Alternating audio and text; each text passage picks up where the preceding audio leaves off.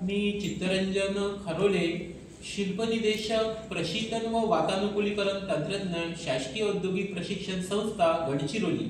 तर आज आपण पाहूयात वेपर कॉम्प्रेशन रेफ्रिजरेशन सायकल आणि वेपर एक्झॉशन रेफ्रिजरेशन सायकल यामधील फरक। आता यामध्ये सर्वसाधारणपणे वेपर कॉम्प्रेशन रेफ्रिजरेशन सायकलचा उपयोग हा आपल्या घरगुती रेफ्रिजरेटिंग उपकरणामध्ये पाहायला मिळतो, तर वेपर एक्झॉशन रेफ्रिजरेशन सायकलचा उपयोग सर्वसामान्यपणे मोठ्या इंडस्ट्रीमध्ये पाहायला मिळतो। तर यामध्ये दोन्ही मधील फरक काय आहे ते आता थोडक्यात आपण पाहूया। तर यामध्ये पहा, वेपर कॉम्प्रेशन रेफ्रिजरेशन सायकल मध्ये कॉम्प्रेसर लागलेला आहे, तर वेपर एक्झॉशन रेफ्रिजरेशन मध्ये जनरेटर लागलेला आहे। हे तुमच्या लक्षात येईल, म्हणजे दोन्ही मध्ये जे भाग आहेत ते वेगवेगळे आहेत। या एकामध्ये जनरेटर आहे तर दुसऱ्यामध्ये कॉम्प्रेसर आहे। त्यानंतर कंडेन्सर दोन्ही मध्ये सारखाच आहे। त्यानंतर यामध्ये एक्सपान्शन वाल आहे तर यामध्ये सुद्धा एक्सपान्शन वाल आहे। त्यानंतर इव्हॅपोरेटर यामध्ये आहे तर यामध्ये सुद्धा इव्हॅपोरेटर आहे। परंतु वेपर एक्झॉशन रेफ्रिजरेशन सायकल मध्ये एब्झॉर्बर हा अधिकचा भाग लागलेला आहे। हा यामधील आपल्याला फरक जाणवतो।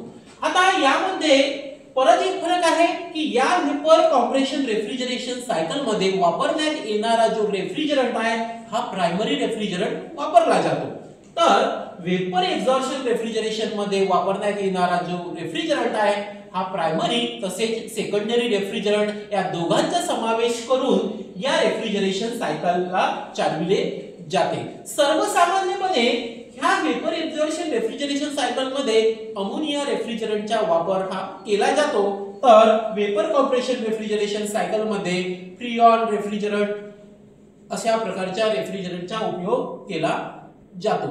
याबद्दल काही मुद्दे अजून पाहूयात, ते याप्रमाणे आहेत। तर यानंतरचे मुद्दे पहा आपण। आता यामध्ये वेगवेगळ्या प्रकारचे फरक आहेत ते आपण पाहूयात। तर वेपर कॉम्प्रेशन रेफ्रिजरेशन सायकल मध्ये आणि वेपर एक्झॉशन रेफ्रिजरेशन सायकल मध्ये जे फरक आहेत ते पहा।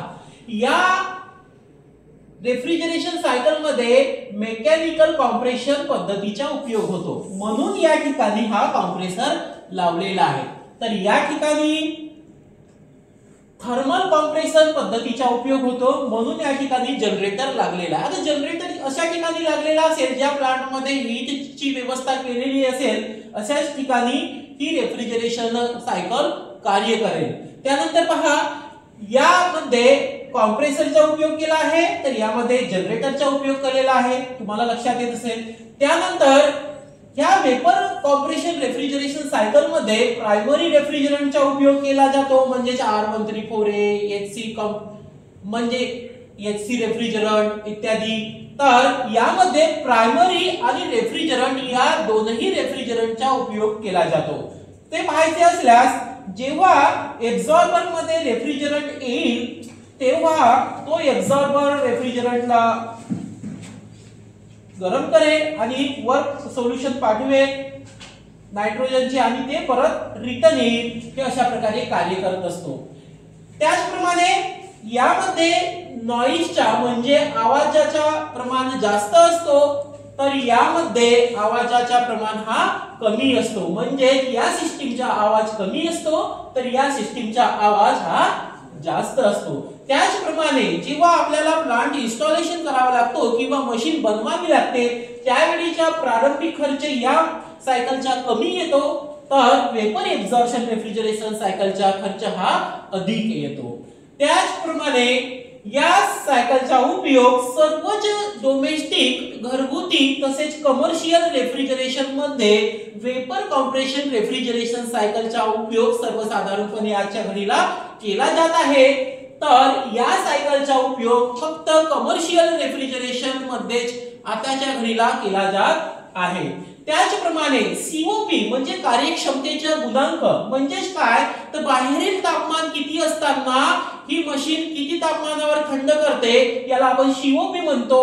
या सायकलचा सीओपी हा जास्त असतो, तर वेपर एक्झॉशन रेफ्रिजरेशन सायकलचा सीओपी हा कमी असतो। त्याचप्रमाणे या ठिकाणी जो ऑपरेटिंग खर्च आहे म्हणजे विद्युतीय खर्च तो ह्या वेपर कॉम्प्रेशन रेफ्रिजरेशन सायकलच्या जास्त येतो तर वेपर कॉम्प्रेशन रेफ्रिजरेशन सायकलच्या कमी येतो. त्याचप्रमाणे यामध्ये जर लिकेजची शक्यता पाहू आपण तर ह्या रेफ्रिजरेशन सायकल म्हणजे वेपर कॉम्प्रेशन रेफ्रिजरेशन सायकल मध्ये लिकेजची शक्यता थोडीशी जास्त असते तर vapour compression refrigeration absorption refrigeration cycle मध्ये लिकेजची शक्यता फार कमी असते. आता लिकेज तपासत असताना आपल्याला परत लक्षात येईल की या ठिकाणी फ्रिऑन रेफ्रिजरंट वापरला असेल तर इथं अमोनिया रेफ्रिजरंट वापरला असेल. मग अशा वेळी या वेपर कॉम्प्रेशन रेफ्रिजरेशन च्या लिकेज तपासत असताना आपण साबणाचा उपयोग करू शकतो. तर या ठिकाणी अमोनिया रेफ्रिजरंट आहे तर या ठिकाणी सल्फर कॅन्डलचा उपयोग केला जाऊ शकतो. एकंदरीत पाहता आजच्या घडीला वेपर कॉम्प्रेशन रेफ्रिजरेशन सायकलचा उपयोग हा सर्वसाधारणपणे केला जात असल्यामुळे हीच सायकल आजच्या घडीला कार्यान्वित आहे. म्हणजे सर्व ठिकाणी हीच सायकल दिसून येत आहे म्हणून हिचा वापर जास्त केला जात आहे. हे यावरून आपल्याला लक्षात येते. अशा प्रकारे आपण फरक स्पष्ट करू शकतो. म्हणजे दोनही रेफ्रिजरेशन सायकल मधील डिफरन्स हे सांगू शकतो.